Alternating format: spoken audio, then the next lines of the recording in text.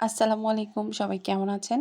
আজকে আমি আপনাদের মাঝে যে রেসিপিটা শেয়ার করব, এটা হচ্ছে মসুর ডাল দিয়ে চিংড়ি মাছের বড়া। তো যার জন্য আমি ব্লেন্ডার জারে ভিজিয়ে রাখা মসুরের ডাল দিয়ে দিচ্ছি। এর মধ্যে আদা কুচি, রসুন আর কাঁচামরিচ দিয়ে আমি ডালটা ভালোভাবে আগে ব্লেন্ডার করে নিব। ডালটা ব্লেন্ডার করা হয়ে গেছে।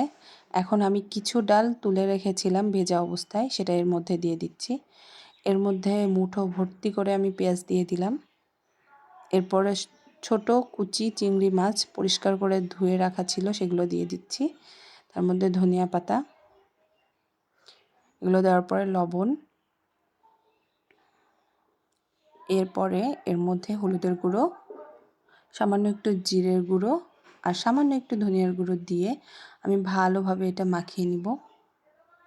এই যে আমার ডোটা রেডি। এখন আমি ফ্রাই প্যানে তেল গরম করে একটা একটা করে বড়া ভেজে নেব।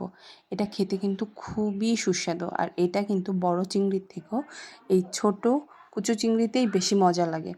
খুব বেশি বড় চিংড়ি হলে অত বেশি মজা লাগে না। আর সবসময় চেষ্টা করবেন, যদি চিংড়ির বড়া ভাজতে চান সেক্ষেত্রে মসুরির ডাল দিয়ে ভাজতে, এটার স্বাদ কিন্তু অতুলনীয় হয়।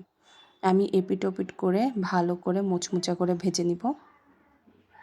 এই যে রেডি গরম গরম চিংড়ি মাছের বড়া। এটা এমনিও খেতে পারেন, ভাতের সাথেও।